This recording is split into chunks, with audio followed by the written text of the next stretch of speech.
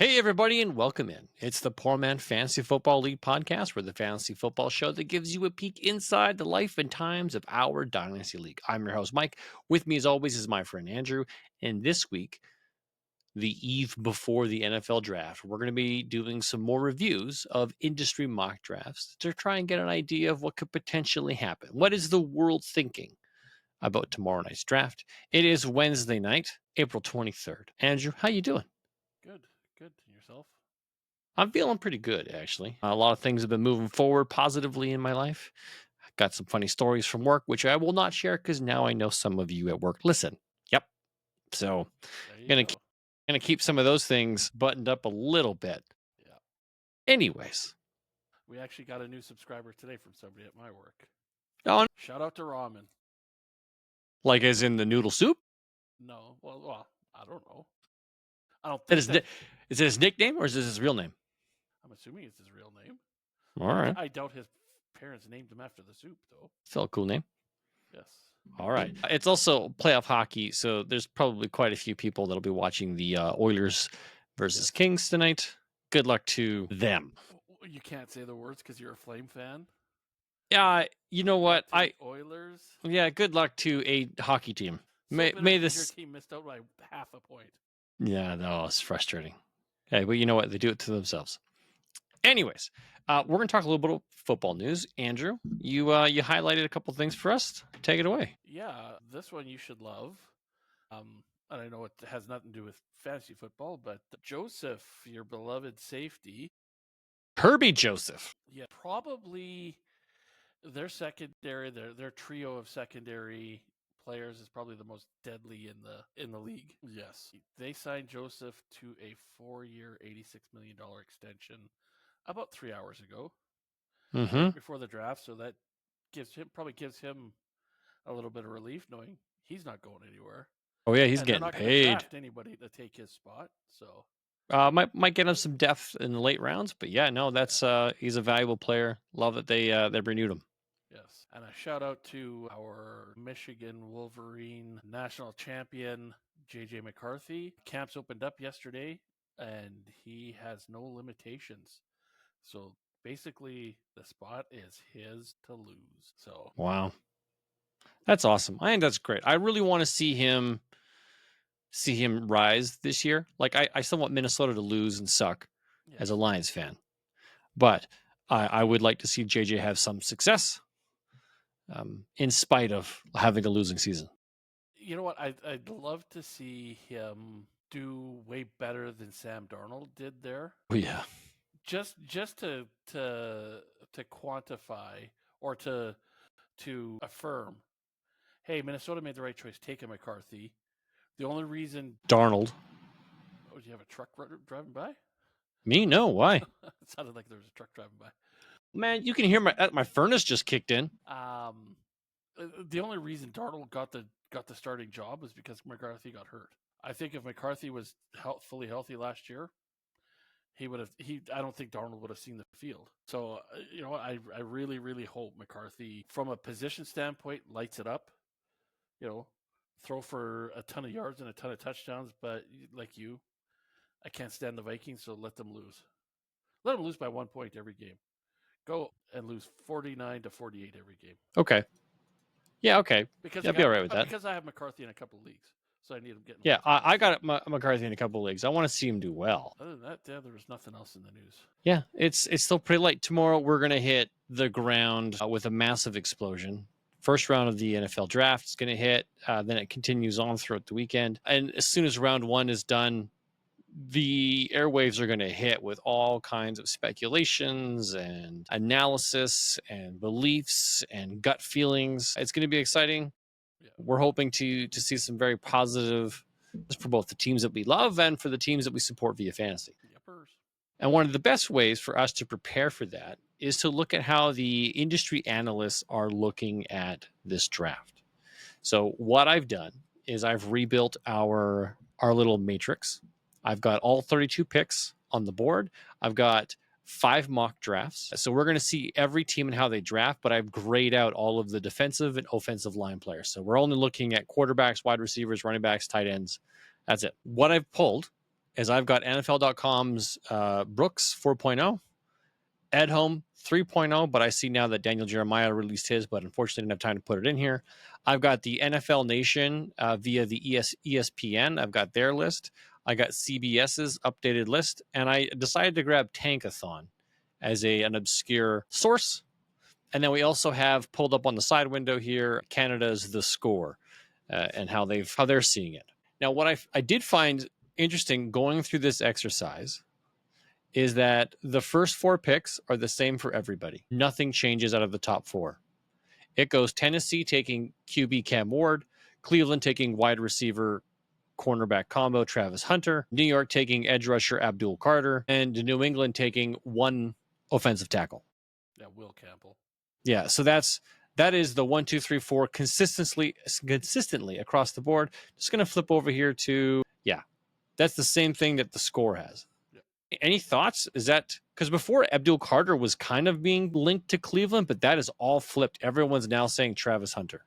Yeah, I can't see Cleveland not taking him. You got to take they've got to take the chance. You know what? If the kid turns around and shines at one of the 2 positions, it's not going to hurt them. If he can shine at both, or even go, like a 60-30 split, like 60% of the time he's a corner and 30% of his time a wide receiver. Like even if he just does third down wide receiver, or even second and third down wide receiver, he's still going to get his numbers. The one thing though that I saw, what's his face there from Cleveland, the running back. I always keep Nick Chubb? Nick Chubb still hasn't signed. He's a free agent. Yeah, he's also coming off another injury. I get that, but are they going to have to rely on the passing even more now if he doesn't show up to camp because he didn't get a contract? No, they could draft carry them. They could draft somebody. It's not like they don't have draft picks. Do they have a second first rounder? No, they do not have a second first rounder, but they don't need a second first rounder. If this draft class is as deep as everybody says it is, at running back, they can grab him in the second or the third. I suppose, yeah. It'll be interesting to see what they do over the weekend. Mm-hmm. If they snag another running back, maybe they don't. They don't need Nick Chubb to come back. It's exciting because the draft is really going to shake things up. It's probably going to wreck a bunch of our fantasy players and their future. Like the thought of the Jags drafting Ashton Genty ruins everybody's Travis Etienne shares. Toast. Yep. So, or if Vegas doesn't snag him, well, then where does he fall? Maybe that boosts their current running back, which is I have no idea. Raheem Mostert. Yeah, Mostert. Yeah, I guess it's a possibility. I mean, you even look at Tampa Bay, right? When they had White, and then Bucky Irving comes and steals the job from him. Yeah, but Bucky Irving was an undrafted free agent. Nobody was super scared. And I realize anything is possible, but the higher the draft capital invested, the higher the chances they're going to take the job. All right. Okay, so what I'd like to do, and you let me know if this you think it's a good idea, is I want to go. I do want to go pick by pick and not draft selection by like mock draft by mock draft. I want to say in the first round, here's who went, and then in our first pick, and then at the 5th pick, we've got such and such happening. Sure. Does that make sense? Yeah, okay. All right. So we said Cam Ward, Travis Hunter, Abdul Carter, and then Williams as an offensive lineman. He's gone. At pick 5, 2. I'm just going to confirm over here with our friends. Yeah. Okay. That was a trade out. That pick 5, Jacksonville does take Ashton Genty in the Edholm and the NFL Nation at ESPN mock drafts. Otherwise, the consensus is they take a defensive tackle, which has been Mason Graham from Michigan. Yep. And then in the score has the Bears trading up from number 10 with the Jaguars, and they steal Ashton Genty at 5. Because we all know the team in the next round is looking for him. Yeah, the next pick here. Yeah. Las Vegas has been long time linked with Ashton Genty. So 3 of these 5. So we got Brooks taking them at 6, CBS taking him at 6, and Tankathon taking him at 6. Otherwise, it's like defensive tackle, offensive tackle. Yeah. Which team do you think of the 3 teams now linked to Genty? Vegas. I want him to go to Vegas. Yeah, I think that's the best spot for him. I think if he goes to Jacksonville, he's not making that team better. They still suck. If they go to the Bears, it makes that team better, and it's going to drive you freaking bonkers because it's in my Lions division, and I don't want Ben Johnson to have good things to play with. Ashton Genty, please go to the Las Vegas Raiders. But I also think, like with the Bears, that backfield is there's too many guys in the backfield already. But there's nobody prolific. There's just dudes there. But it's, does he have to play by committee? And he's not really, how do I put it? He's not even really productive till the second half of the year, just because they have a rotating backfield. He doesn't get enough touches to make himself impactful until the second half of the year. Maybe. But if he goes to LA, or not LA, Las Vegas, he could be day one starter and have a solid year all year. Yeah. Yeah. I think overall, I think his best place out of the top here is Las Vegas. I don't think he's going to go anywhere else unless somebody does trade up, and we'll have to wait and see if that happens. All right. Pick 7 currently belongs to the New York Jets. For the most part, everybody's saying they're going offensive tackle, except for Bucky Brooks, who has them taking tight end Tyler Warren, which is, I think, the earliest I've seen Tyler Warren go. Yes. Yeah. Although he's not too, I guess, yeah, the earliest, but not too far off here. Not too far off. Okay. Everyone else, offensive tackle. Now, what are we looking at? We're looking at pick 8, Carolina. Carolina's taking linebacker, outside linebacker, edge rusher. Okay, looking for a defensive player here. Pick 9. This is a mixed bag here. Very mixed bag. We got Shadur Sanders for 2 of them. That's Tankathon and Ed Home. Then we've got wide receiver Teteroa McMillan. I'm just going to call him McMillan now. CBS has got McMillan going to New Orleans, and defensive players were the other selections. I thought this was a pretty much lock in for Shadur Sanders, but there seems to be a lot of inconsistency here as people don't believe in Shadur Sanders. So that could go a variety of ways now. My confidence is definitely thin. We could see him fall out of the first round even. If a team like the Saints, who are in need of a quarterback because their quarterback is hurt, passes on him, you're going to see his value just start to sink like a rock. It's the movie Draft Day all over again. Yes. Which, by the way, I am going to watch right after this recording as I process and do some other work. Going to get that in. That's right, you pancake eater. I like them pancakes. All right. Pick number 10, Chicago. I think it's really interesting here. I did not see this coming from the other ones previously, but 2 of the 5 went offensive tackle. The other 3 picked tight end Tyler Warren. Now that gives, let's just say they don't get Ashton Genty, right? Obviously, people are looking to add offensive weapons to stack with Caleb Williams in year 2. He lost Keenan Allen. He still has DJ Moore. He's got Rome Odunze. They don't have a tight end of significant note. They do have Cole Kmet. Cole Kmet isn't terrible. And I find it rather surprising that they're just going to write off Cole Kmet and just jump right in with Tyler Warren.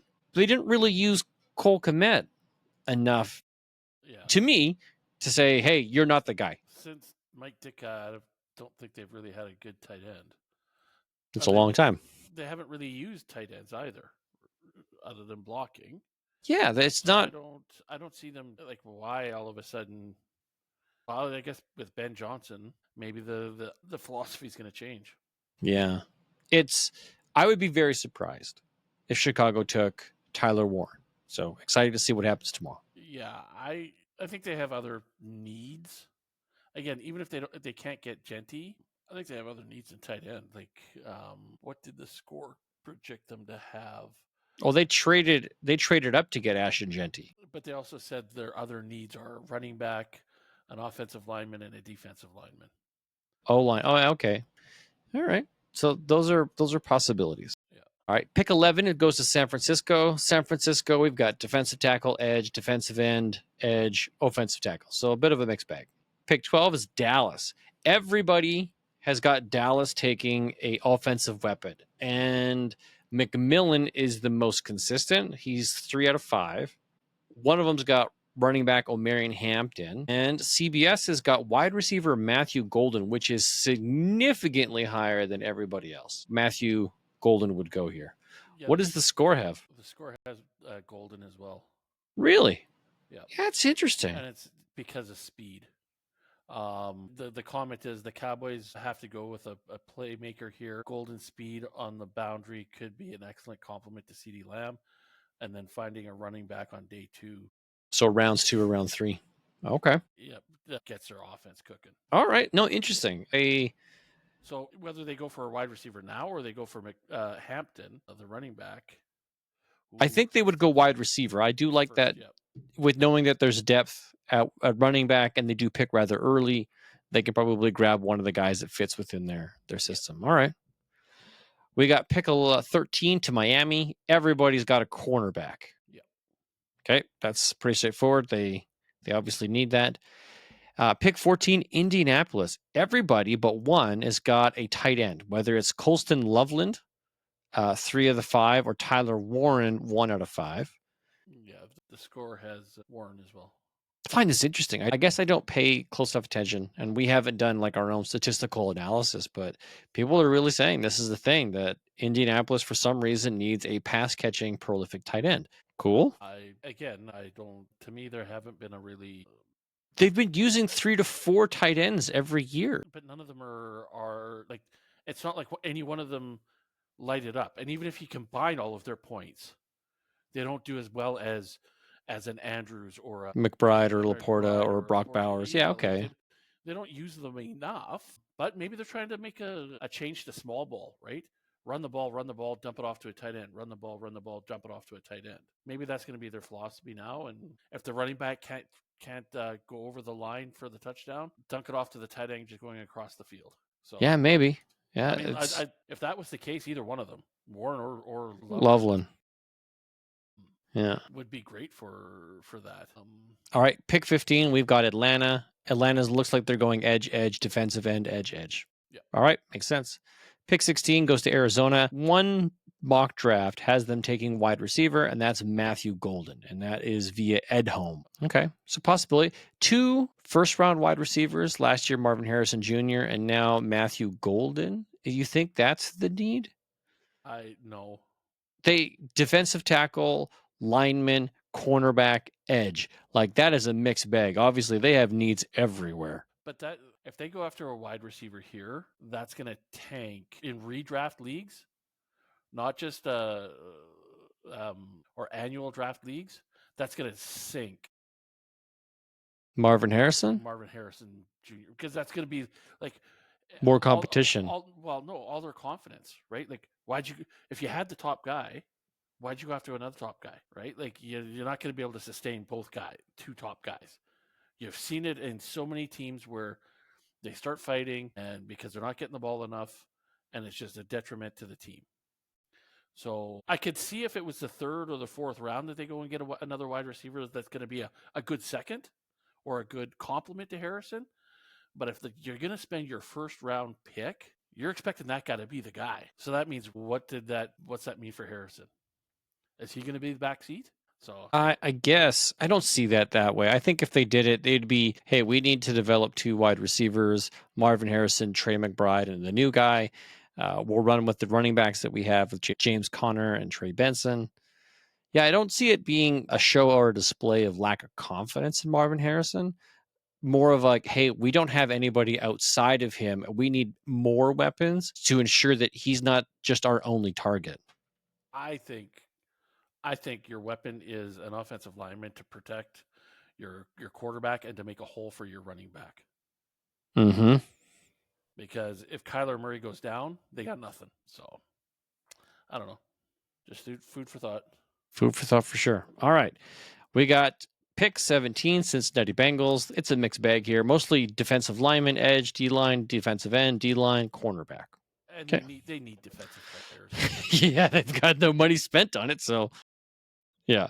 Okay, pick 18, Seattle. Seattle here has 2 wide receivers selected, one being McMillan, one being Matthew Golden. And that kind of makes sense. They've got Cooper Kupp aging out here. They just picked him up. And then JSN ascending, but that's kind of it. So it would make sense if they did that here. Wouldn't be surprised or shocked. Okay. The score actually has Loveland going to Seattle. Really? That is surprising, but I guess I could see that work. Get another offensive pass catching weapon. Pick 19, Tampa Bay. Tampa Bay is taking linebacker, cornerback, linebacker, all defense. Then we get to pick 20, and this is juicy fun right here. This is where Denver selects either a running back 4 out of 5 times or a wide receiver. And I think the wide receiver selection is rather interesting because it's Luther Burden III. Not Emeka Ibuka, who I think was probably the next man up, but in this case, this is NFL Nation via ESPN. They said Luther Burden III to Denver at pick 20, whereas it's Omarion Hampton 1, 2, 3 times and Travion Henderson. Did they say why Burden over the other wide receivers? You Was know it like what? a speed thing? Was it a like compliment to the slot? Give me a second. I will pull it up because I left links in the document for us to go back to these things. The score actually had Ohio State running back Travion Henderson? Yeah. Which okay. I know they're either in the Chiefs division, but I like that pick for Denver. I think they'd need a running back. I think it'd be great. But I don't know about Travion Henderson being the next man up after Ashton Genty. You know what? Though? I just think he's going to be a fit for the team because they're a smash mouth team. And Henderson is supposed to be one of those guys that's a smash mouth, I'm going to run through you type guy. Okay. Well, he's also a 3 down. Like he can do it all. So that very well could be the case. Here's what ESPN wrote. In this scenario, players such as Ole Miss defensive tackle Walter Nolan? I got to get classes. Oregon defensive tackle Derek Harmon and South Carolina safety Nick Emanwari would get long looks. And while running back is a big need, the Broncos feel like they can get a good one on day 2. So even though they've selected 3 wide receivers in the previous 2 drafts and are poised to sign Cortland Sutton to an extension, Burden is the pick. His toughness, versatility, and dynamic ability after the catch make him a smooth, immediate fix in an offense that needs a little more pop around quarterback Bo Nix. So put him in the slot, have him come across the middle, catch the ball, knock the safety on his ass, and keep running. Yeah. However he manages to get his extra yards, he just gets the extra yards. Okay, makes sense. I don't know enough about the Burden guy, but yeah. If that's his thing, good to go. We got up next. We got pick 21 at Pittsburgh. We've got quarterbacks. We've got Shadur Sanders twice. Jackson Dart is an option here, or they go defensive lineman. And the score has Sanders as well. Okay, so this seems to be a bit more of a realistic landing spot for Shadur if he does somehow bypass or nobody trades up to go and get him. To me, it makes sense. Your late round, Pittsburgh seems to always have the first pick, or in this range at least. So take a shot at a guy. You're not too far off of making a mistake and it not overly hurting you. All right, the pick after them is the Los Angeles Chargers. We've got 2 selections for Colston Loveland, which reunites him with his former coach. Can't see him falling that far.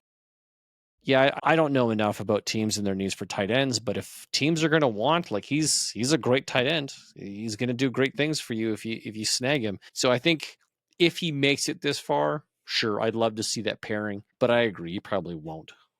The score still has him taking a Wolverine, Will Johnson. They're expecting Johnson to go higher than this, but it was due to some injuries. That's why he drops this far.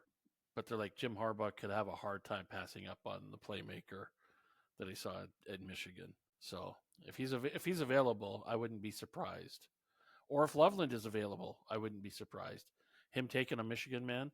Yeah, being there. All right. Pick 23 is the Green Bay Packers. We've got cornerback, defensive end, defensive lineman, or wide receiver Emeka Ibuka, which really just muddies the waters there, but maybe gives them the real alpha wide receiver that they need. Well, the last couple of years where they've taken wide receivers high, they haven't produced.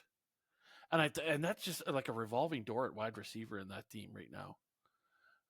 Maybe they just do have really You bad. hitting the drums? Oh, that was me smacking the microphone as I.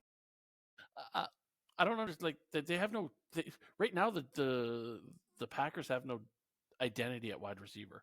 There is no clear cut number one. No, their best wide receiver can't catch the ball. Like he just has the drops, and he's not even the number one on their team, which is Exactly.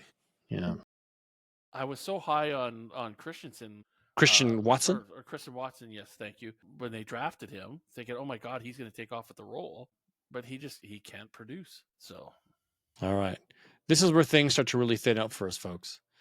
Minnesota. We've got Minnesota taking a safety, and trading out to the New York Giants so that they can trade back into the first round to snag quarterback Jalen Milroe. okay. So that's a team that I wouldn't put past trying to trade back in somehow to draft somebody at quarterback. And the score actually has a trade as well. Really? At this point, With who? with the Saints move up from 40, and they take quarterback Jackson Dart, Interesting. who we saw a little bit earlier. So they go and they get their other player in their first pick up at the beginning of the draft, and then bounce up to take their quarterback. Exciting. Yes. I think there's a possibility that New Orleans is also in that ballpark. Like you just said, New Orleans jumps up. I think those are teams to watch. New Orleans, the New York Giants making trades to get back in towards the end of this draft to trying to get somebody. Yeah. And I think it's more as to block somebody else from getting what they want. Yeah, well, again, if you see a guy falling, if Shadur Sanders is still down here, I imagine somebody will trade back into the first round to pick him up, as opposed to try and let him fall into the second and then still lock up that fifth-year option. Yeah. All right. Next up, we got pick 25 to Houston. Houston goes O-line across the board, except for one instance where they draft a wide receiver, that being Emeka Ibuka, which reunites him with CJ Stroud. And that'd be a cool pairing. I think that would be. I would love to see that. We've seen that happen in the past where college quarterbacks get paired up with their wide receivers, and we see some good success. So, yeah, I just think it's another good weapon for Houston, and it will help improve the team. I would suspect he would be the wide receiver 2 by the end of the year on the team. Yeah, you now have a strong Ohio State connection, which might bump out Michigan standout Nico Collins. I realize they put their college rivalries away because they focus on winning, but still, yeah, I don't know. The performance of Nico Collins is dependent upon his health. yes. And as long as he's on the field and he reestablishes that connection with CJ Stroud, good things. Yes. But if he has some time off and Emeka is drafted here and they reestablish that connection, it might be harder for him to go back to Nico, right? Yep. Loyalties. All right. Pick 26, we got the Los Angeles Rams. The Rams go offensive tackle, safety, cornerback, O-lineman, or wide receiver Matthew Golden. And I think that is a great choice because Devontae Adams is old and you need somebody coming up.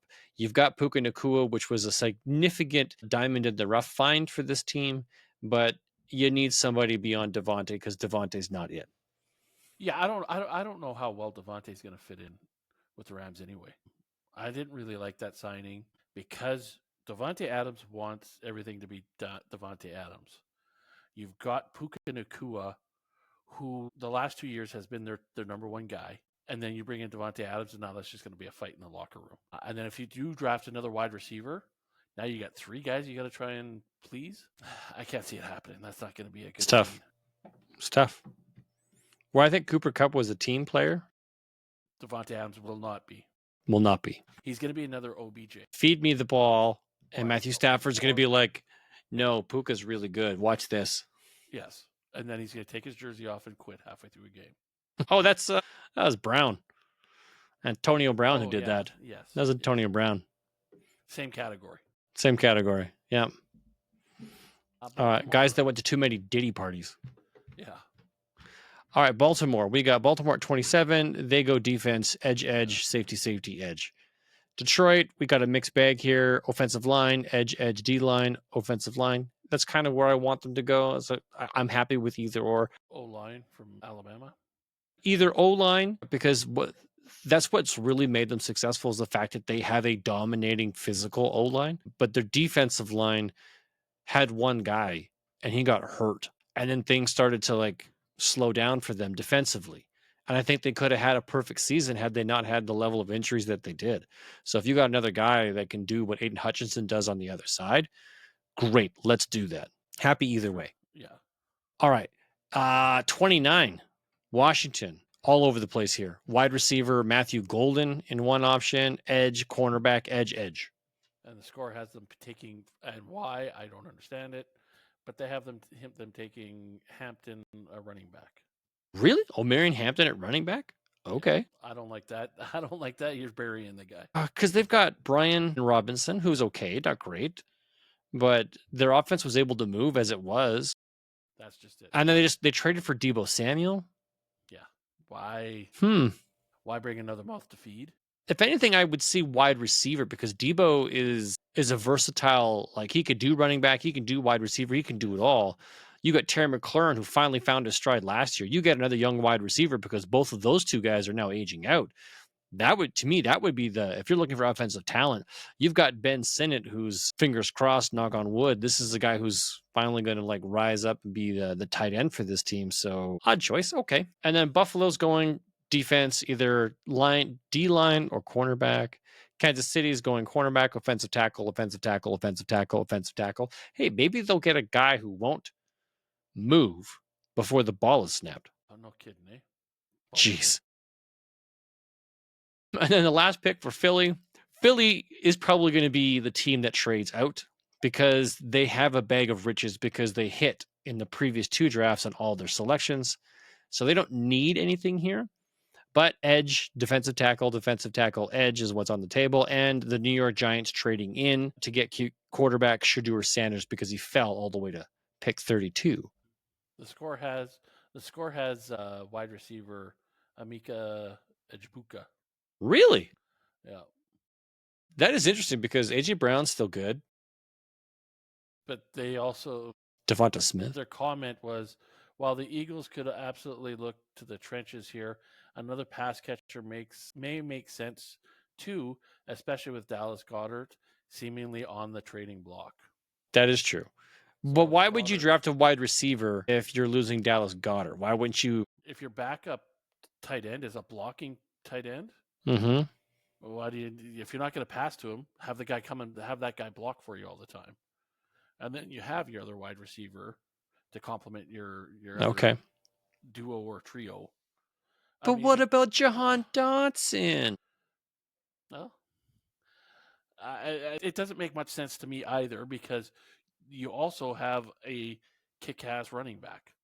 Yeah, you've got, again, like I said before, they have a bag of riches. There's nothing here they really need. This is just, hey, kid, guess what? We drafted you. Sit over there. Yeah. You get a shot at a ring before you even touch the field. Great. You're a depth piece for us, which is why I highly expect them to make a trade out. Yeah. And get something in return. Because think about it. Let's say, for example, Cleveland jumps back in saying, hey, you know what? Shedeur Sanders is still sitting here. Frick. Let's jump back in. We took Travis Hunter. Let's get Shedeur Sanders. Let's make this happen. Let's give you give us pick 32 so we can get back in. And we give you pick 35, 34. Yeah, you're not moving back very far. You're not moving back very far. And you're going to pick up some additional like stuff. Like that's good. Yeah. So something I did on the side as well. Ooh, what'd you do? Through the first round. I went back through and I used the NFL Network. Yep. Their latest draft before the mock draft before the draft. Mm-hmm. I went through all 7 rounds and listed out all the fantasy relevant guys. And there's 82 players on their list. Oh, that's quite a few. All right. Yeah. Which is up from a few weeks ago when everybody was around the 70 mark. It's now up to 82 offensive players. So very interesting. Lots of tight ends this year. Oh, lots of tight ends. Okay, out of the 82, how many tight ends do you know? I didn't break that down. Let me just count it out here. Did you put it into a spreadsheet by chance? No, I didn't. Okay. 2 in the first round. Mm-hmm. One in the second. 1 in the third. Sure, make me a liar. 1, 2 in the fourth. So now we're up to what? 2, 4, 6, 7. 1, 2, 3, 4 in the 5th round. So now we're up to 11. Okay. The 6th round had 1. So now we're up to 12. So an average of 2 per round. 1, 2, 3, 4 in the 7th round. So we're at like 16 tight ends, which seems to me like a lot of tight ends. That's like half the teams in the league taking tight ends. Which I guess I would love to see a comparison year over year and see how many tight ends get drafted through the whole process to see what that looks like. But all right. But as I was typing this out, it was like, wow, that's a lot of tight ends that I'm seeing. Because there was picks that were like back to back tight ends. What round? Some teams are probably just looking for depth pieces. Yes, you're right. Because it was like the 5th round. Pick 48 and pick 49 were both tight ends. It's interesting because it goes 46 running back, 47 running back, 48 tight end, 49 tight end, 50 running back. So like you said, there's lots of running back depth, lots of tight end depth, I guess. So it'd be interesting to see because I wrote down where they predicted the guys to go as well, and to what teams. And it'd be interesting to see how it actually plays out over the weekend, which ones were right and which ones were wrong. That is part of the fun of going back and seeing how some of these predictions worked out. Like it shows the Rams actually moving up to number 32, and they take a wide receiver. Really? Yeah, they take Burden. Luther Burden the third. Yeah, so interesting. All right. Okay, well, that actually does bring us to the end of the show. I thank you, Andrew, for participating tonight. I thank you, listeners, wherever you may be, for listening to the show. We'd love to hear your feedback. You can find us on Spotify, Apple Podcasts. Leave us a 5-star review. Heck, you can find us on Facebook, Twitter, and YouTube if you want to see our ugly mugs while we do this. It's a good time. We do it for the its and giggles. Make fun of work. Yeah, I'm pretty sure it's going to happen. Yeah, there's no doubt about it. No doubt about it from my American friends. All right, folks. Thank you again for listening to the show. We enjoyed it. It's a passion project. From one poor man to another. Remember, if it's not fun, it's not worth doing. Good night, everybody. Have a great week, everybody.